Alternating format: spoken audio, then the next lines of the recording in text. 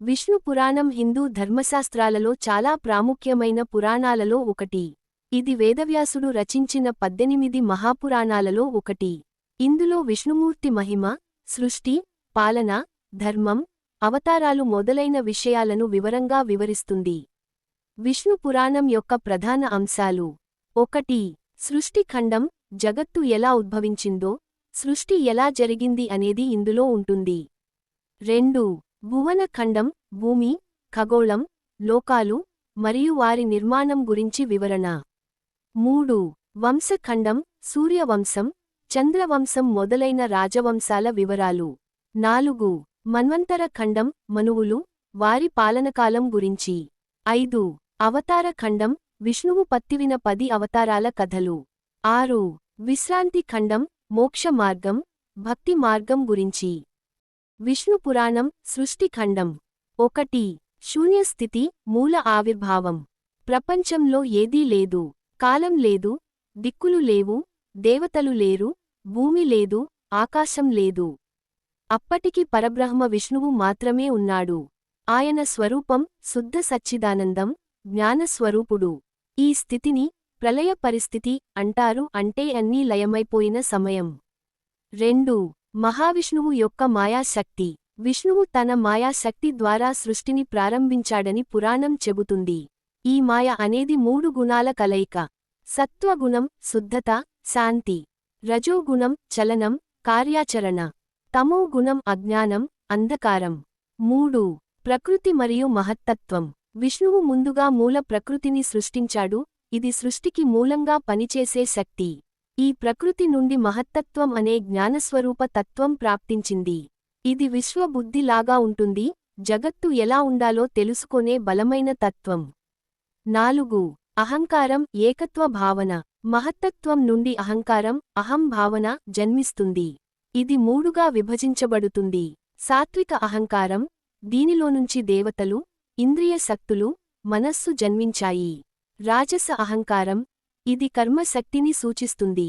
తామస అహంకారం, దీనిలోనుంచి పంచతత్వాలు, భూతాలు, మరియు జీవరాశులు ఉద్భవించాయి. 5.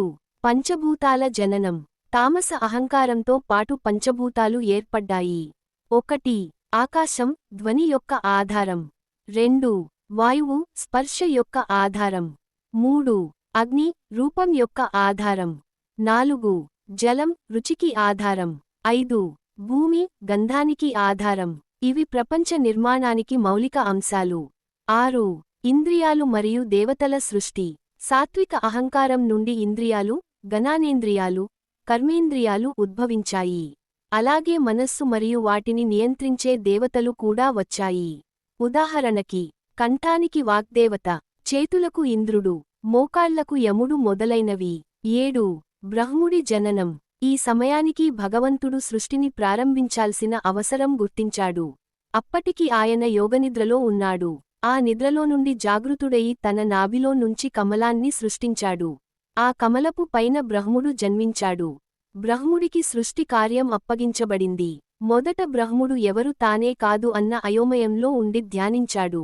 తర్వాతే విష్ణుమూర్తి దర్శనం ఇచ్చి తన ధర్మాన్ని చెప్పాడు. 8. బ్రహ్ముడి సృష్టి. బ్రహ్ముడు ఇలా సృష్టి చేశాడు. మొదటి పద్ధతి: మానసపుత్రులు, బ్రహ్ముడి మనస్సులో నుండే పుట్టిన వారు.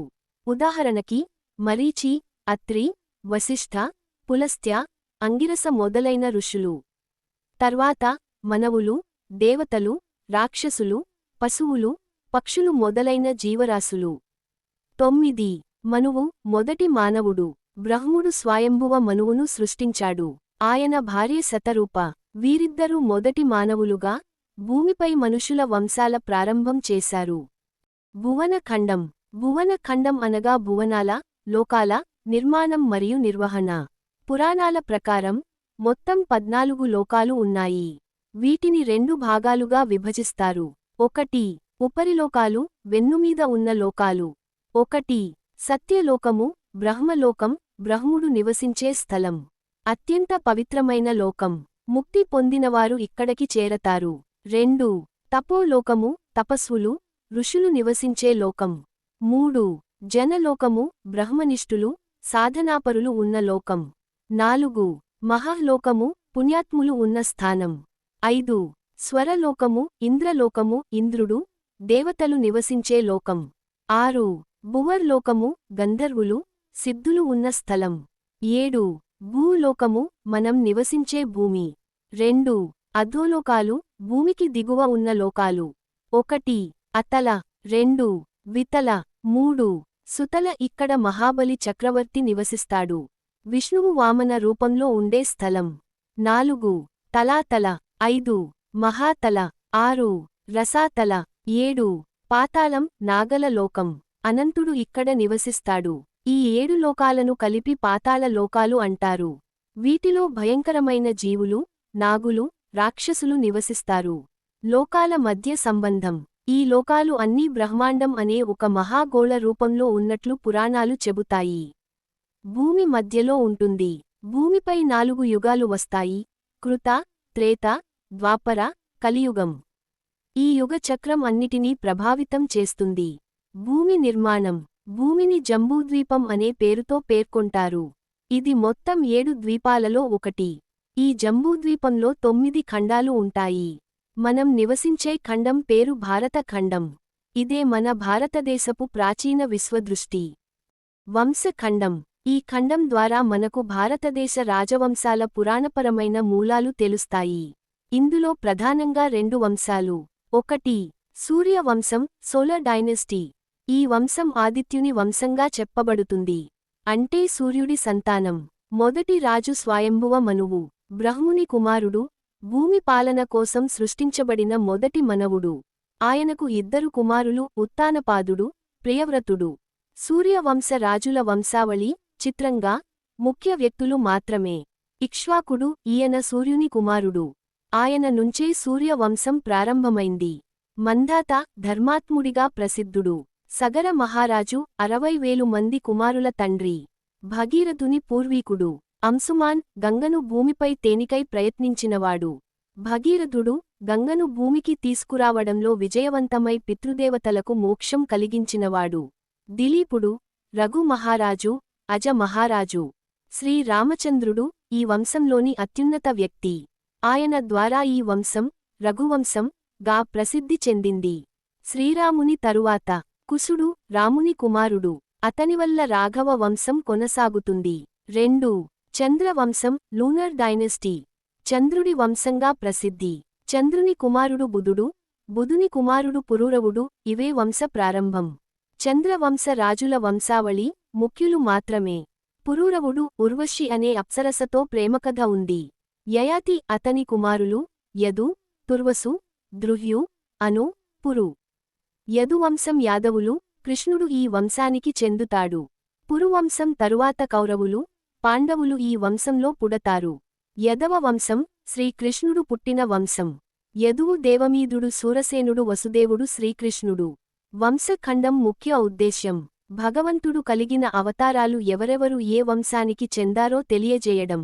రాజధర్మం ఎలా ఉండాలో వంశ పరంపరగా చెప్పడం. భారతదేశ చరిత్రకి ఆధారంగా పనిచేసే వంశాలను వివరించడం. శ్రీకృష్ణుని చంద్రవంశం. 1. చంద్రవంశం ప్రారంభం. ఈ వంశం ప్రారంభమైనది చంద్రుడితో. చంద్రుడు అంటే సోముడు. ఆయనకు బుధుడు అనే కుమారుడు. బుధుడి కుమారుడు పురూరవుడు. ఇతడు చంద్రవంశానికి అసలు మూలం.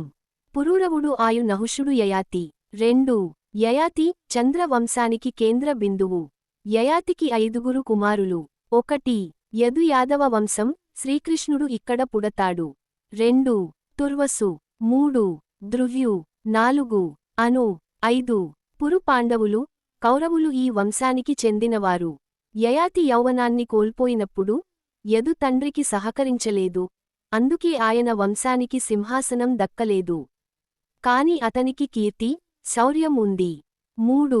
యదవ వంశం యాడవ వంశం. ఇది శ్రీకృష్ణుడు పుట్టిన వంశం. వంశాన్ని ఇలా చదువుకోవచ్చు: యదు సహస్రజిత్ హైహయుడు. ఇతని వంశంలో కార్తవీర్యార్జునుడు పుట్టాడు, ధనుర్వేద మహాయోధుడు. ఇంకో శాఖ యదు కృష్ణ నాహుష్య శూరసేనుడు. శూరసేనుని కుమారుడు వసుదేవుడు. వసుదేవుడు ప్లస్ దేవకీ సమానము శ్రీకృష్ణుడు. 4. శ్రీకృష్ణుని కుటుంబం. తండ్రి వసుదేవుడు. తల్లి దేవకి.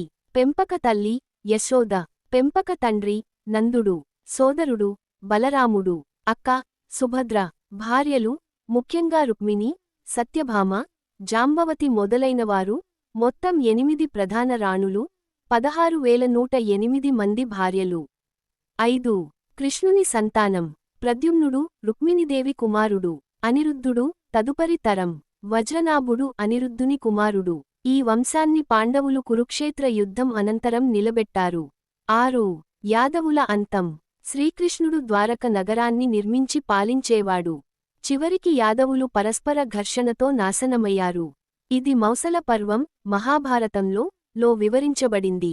శ్రీకృష్ణుడు చివరికి అరణ్యానికి వెళ్లి ధ్యానం చేస్తూ ఉండగా జరహంట ఆయన పాదాన్ని బంగంతో కొట్టి భగవతావతారానికి ముగింపు వచ్చింది. శ్రీరాముని సూర్యవంశం. 1. శ్రీరాముని వంశ పరంపర.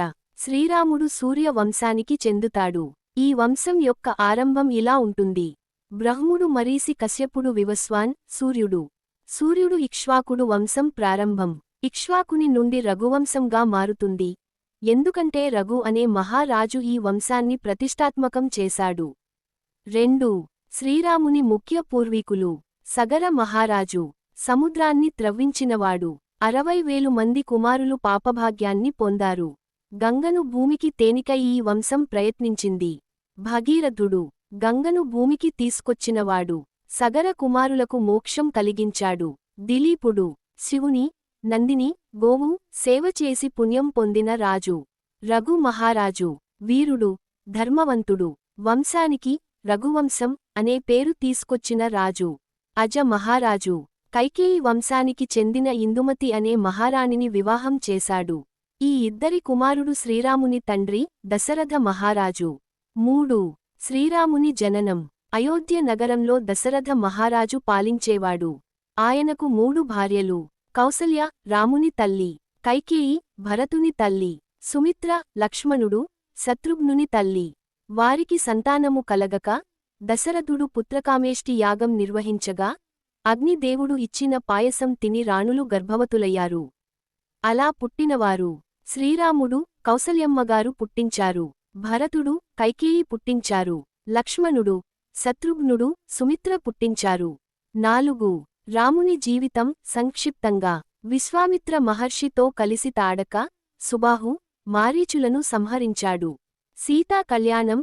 శివధనుస్సును ఎత్తి సీతను వివాహం చేసుకున్నాడు. అరణ్యవాసం. కైకేయి భరతుని రాజు చేయాలని కోరడంతో 14 సంవత్సరాల అరణ్యవాసానికి వెళ్లాడు. రావణ సంహారం. సీతను అపహరించిన రావణుడిని సంహరించాడు. అయోధ్యకు తిరిగి వచ్చి పట్టు మహారాజుగా నియమించబడ్డాడు. 5. శ్రీరాముడు ధర్మమూర్తి. తన జీవితాన్ని ధర్మానికి అంకితం చేసినవాడు. తనను ఆదర్శ రాజుగా నిలిపినవాడు. సత్యం, నిష్ఠ, త్యాగం, శీలతతో జీవించినవాడు. రామరాజ్యం అనే పదం కూడా ఆయన పరిపాలనకు గుర్తుగా నిలిచింది. 6. శ్రీరాముని సంతతి. కుశుడు, లవుడు శ్రీరాముని కుమారులు. ఈ ఇద్దరి వంశం రఘువంశాన్ని కొనసాగించింది. తర్వాతి తరాల్లో బృహద్బలుడు అనే రాజు కురుక్షేత్ర యుద్ధంలో పాల్గొన్నాడు. మహాభారతం సందర్భంలో. విష్ణు పురాణం మన్వంతర ఖండం. ప్రతి కల్పంలో 14 మన్వంతరాలు ఉంటాయి.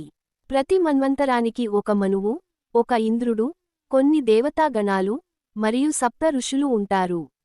ఇప్పుడు ఒక్కొక్క మన్వంతరాన్ని వివరంగా చెప్పేద్దాం. 1. స్వయంభువ మన్వంతరం. మనువు.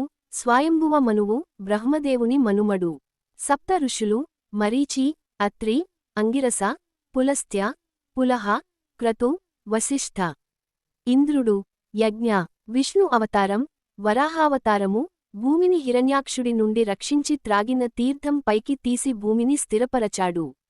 ఈ మన్వంతరంలోనే స్వయంభువ మనువు తన భార్య శతరూపతో కలసి ప్రాపంచిక జీవుల సృష్టిని ప్రారంభించాడని చెబుతారు. 2. స్వారోచిష మన్వంతరం. మనువు, స్వారోచిష. 7 ఋషులు ఉర్జ, స్తంభ, పర్షు, రుచిక, దత్త, అంగిరస, శంక. ఇంద్రుడు విపశ్చిత్. విష్ణు అవతారం, ధర్మపాలుడు అనే రూపంలో ధర్మాన్ని స్థాపించాడు. 3. ఉత్తమ మన్వంతరం. మనువు, ఉత్తమ. 7 ఋషులు కౌక, మగ, మధుమాన్, సాంఖ, ద్యుతిమాన, ప్రణీత, సతాన. ఇంద్రుడు శతశ్రుత. విష్ణు అవతారం, సత్యసేవా రూపం. 4 తామస మన్వంతరం. మనువు, తామస. సప్త ఋషులు, జ్యోతి, ప్రముఖ, అగ్నిహోత్ర, దక్ష, కపిల, పంచశిఖ, వజ్ర. ఇంద్రుడు, త్రిశిఖ. విష్ణు అవతారం, హరిద్రుహం అనే రూపంలో. 5 రైవత మన్వంతరం. మనువు, రైవత. సప్త ఋషులు, దేవప్రియ, అగ్నిగర్భ, సుచేత, మేధ, అగ్నిధ్ర, తపస్వి, వృషభ. ఇంద్రుడు, విపుధ. విష్ణు అవతారం, వైభవ స్వరూపంగా. 6 చాక్షుష మన్వంతరం. మనువు, చాక్షుష. సప్త ఋషులు, భృగు, పులస్త్య, పులహ, క్రతు, అంగిరస, అత్రి, వశిష్ఠ. ఇంద్రుడు, మనోజవ. విష్ణు అవతారం, అజితుడు. 7 వైవస్వత మన్వంతరం, ప్రస్తుతము. మనువు, వైవస్వత. మనువు సూర్యుని కుమారుడు. సప్త ఋషులు, కశ్యప, అత్రి, వశిష్ఠ, విశ్వామిత్ర, గౌతమ, భరద్వాజ, జమదగ్ని. ఇంద్రుడు, పురందర. విష్ణు అవతారం, వామనావతారము, బలిచక్రవర్తిని త్రివిక్రమ రూపంలో పరిమితి చేయడం. 8 నుండి 14 భవిష్యత్ మన్వంతరాలు, సంక్షిప్తంగా. ఇవి భవిష్యత్తులో జరగబోయే మన్వంతరాలు. వీటిలో ఇంద్రులు, ఋషులు, దేవతలు కొత్తవాళ్ళు. చివరి 14 మన్వంతరంలో కల్కి అవతారం అవుతుంది. కలియుగాంతంలో కల్కి ధర్మాన్ని స్థాపిస్తాడు. ఇవి పూర్తిగా విష్ణు పురాణం 4వ భాగం, మన్వంతర ఖండం యొక్క అసలైన విభాగాలు. అవతార ఖండం. ఇది చాలా ప్రముఖమైన భాగం. ఇందులో శ్రీ మహావిష్ణువు దశావతారాలు గురించి వివరంగా ఉంటుంది. ప్రతి అవతారం కూడా ఒక విశేషమైన కారణంతో ఈ లోకానికి అవతరించింది. ఈ అవతారాలు: 1 మత్స్యావతారం, 2 కూర్మావతారం, 3 వరాహావతారం, 4 నరసింహావతారం, 5 వామనావతారం, 6 పరశురామావతారం, 7 రామావతారం, 8 బలరామావతారం, కొన్ని పురాణాల్లో బుద్ధుడు, 9 కృష్ణావతారం, 10 కల్కి అవతారం, భవిష్యత్తులో. 1 మత్స్యావతారం, రక్షణకర్త. సత్యయుగంలో పృథ్వీలో భక్తులు హతవిధిలా ఉన్నారు. ఒకసారి రాజు సత్యవ్రతునికి చిన్న చేప, మత్స్యరూపం, గంగలో చిక్కింది. అది నెమ్మదిగా పెరుగుతూ మహావిష్ణువే అని తెలియజేసింది. మహాప్రళయం రానుందని, ఓడ తయారు చేసుకోవాలని చెప్పారు. ఈ అవతారంలో విష్ణువు మత్స్యరూపంలో ధర్మశాస్త్రాలు, సప్త ఋషులను రక్షించి ప్రళయ జలాల మధ్య ఓడను కాపాడాడు. 2 కూర్మావతారం, ఆధారకర్త. క్షీరసాగ మథనం కోసం దేవతలు, అసురులు కలిసి వాసుకి అనే నాగపాశంతో మందర పర్వతాన్ని మదించాల్సి వచ్చింది. అయితే పర్వతం లోతుకుపోగా విష్ణువు కూర్మ ఆమె రూపంలో వచ్చి పర్వతాన్ని తన వెన్నుమీద మోశాడు. ఈ మథనంలో అమృతం, లక్ష్మీదేవి, హాలాహల విషం మొదలైనవి వెలువడ్డాయి. 3 వరాహావతారం, భూమిని త్రాణించినవాడు. హిరణ్యాక్షుడు భూమిని పాతాళంలో దాచిపెట్టాడు. దేవతలు భయపడ్డారు.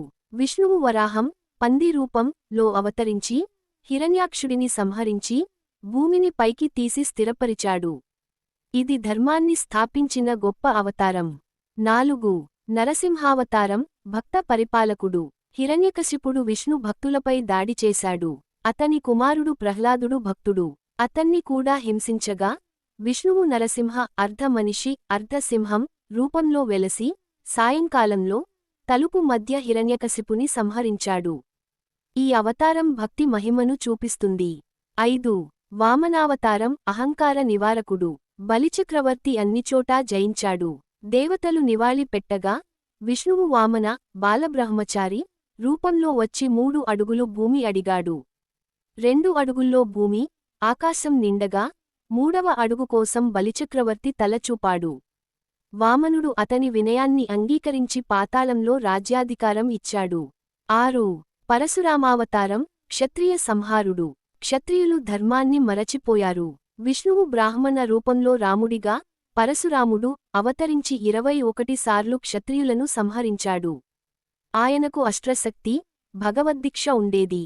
శ్రీరాముడికి శివధనుస్సు ఇచ్చినవాడు ఇతనే. 7 రామావతారం, ఆదర్శ రాజు. త్రేతాయుగంలో అవతరించిన రాముడు ధర్మం, భక్తి, వినయం, రాజనీతిలో ఆదర్శప్రాయుడు. దశరథుని కుమారుడిగా జన్మించి సీతామాతను వివాహమాడి రావణాసురుడిని సంహరించాడు. అయోధ్యలో రామరాజ్యం స్థాపించి ప్రజలను సుఖంగా పాలించాడు. 8 బలరామావతారం, కొన్ని పురాణాల్లో బుద్ధావతారం. బలరాముడు శ్రీకృష్ణుని సోదరుడు, హలాయుధుడు, వ్యవసాయానికి, ధర్మానికి ప్రతీక. విష్ణు పురాణంలో బలరాముడిని అవతారంగా పేర్కొంటారు, కాని భాగవతంలో బుద్ధుడిని సూచిస్తారు.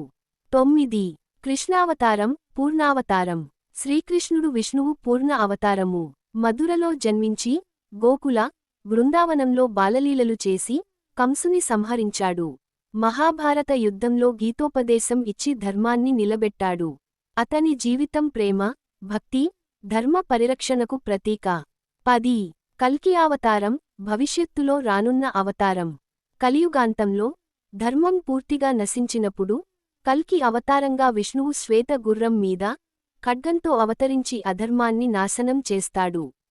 తరువాత సత్యయుగం తిరిగి ప్రారంభమవుతుంది. విష్ణు పురాణం, విశ్రాంతి ఖండం. ఇది విష్ణు పురాణం చివరి భాగం. ఈ భాగంలో చాలా మహత్తరమైన విషయాలు ఉంటాయి, ముఖ్యంగా ధ్యానం, భక్తి, మోక్షం వంటి ఆధ్యాత్మికమైన విషయాలు. ఈ ఖండం మనకు జీవిత పరమార్థం, భగవద్భక్తి మహిమ, మరియు విశ్రాంతి, ఆత్మశాంతి ఎలా పొందాలో నేర్పుతుంది. విశ్రాంతి ఖండం ముఖ్యాంశాలు. 1 ధర్మ జీవితం. విష్ణువు భక్తులు ఎలా జీవించాలో ఈ భాగంలో వివరంగా చెబుతారు. సత్యం, అహింస, శౌచం, దయ, శాంతి, భగవద్భక్తి వంటి నిబంధనలు. జీవితం ఎలా నడపాలి అనే ఆచార నియమాలు. 2 భగవద్భక్తి. విష్ణుమూర్తిపై నిశ్శబ్ద భక్తి కలిగినవారు పునర్జన్మ నుండి విముక్తి పొందుతారు, మోక్షాన్ని పొందుతారు. ఆయన అనుగ్రహం ద్వారా అన్ని కష్టాల నుండి బయటపడతారు. భక్తిని 3 రకాలుగా వర్గీకరించారు. తామస భక్తి, లోభంతో భగవంతుణ్ణి సేవించటం. రాజస భక్తి, ఫలితాన్ని కోరుతూ చేయడము. సాత్విక భక్తి, స్వార్థరహితంగా, ప్రేమతో చేయడము. 3 జ్ఞాన మార్గం మరియు మోక్షం. విష్ణుభక్తుడు చివరికి మోక్షమార్గంలో ప్రవేశిస్తాడు. ఈ మోక్షం అంటే పరమపదానికి చేరడం, వైకుంఠంలో విష్ణుదేవునితో ఐక్యం. మానవుడు ఎలా పాపాలకు లోనవుతాడో, దాని నుండి ఎలా విముక్తి పొందాలో వివరణ. 4 కాలచక్రం. కలియుగంలో ధర్మం చాలా బలహీనమవుతుంది. కల్కి అవతారం వచ్చిన తరువాత సత్యయుగం తిరిగి ప్రారంభమవుతుంది. విశ్వం పునఃసృష్టి పొందుతుంది, ఇది బ్రహ్మ రాత్రి ముగింపు. 5 విష్ణు మహిమ. ఈ భాగం చివరిలో శ్రీహరి మహిమను వర్ణిస్తూ, ఆయన అనుగ్రహం పొందినవారు జన్మ మరణ చక్రం నుండి విముక్తి పొందుతారు. విష్ణోః స్మరణే సర్వం అని చివరికి సూచన ఇవ్వబడుతుంది. ఒకసారి భగవంతుని తత్వాన్ని గ్రహించిన వారికి విశ్రాంతి కలుగుతుంది. విశ్రాంతి ఖండం ద్వారా విష్ణు పురాణం ఒక మహత్తరమైన సందేశాన్ని ఇస్తుంది. భగవద్భక్తితో జీవించు, సత్యాన్ని ఆశ్రయించు, పరమశాంతిని పొందు.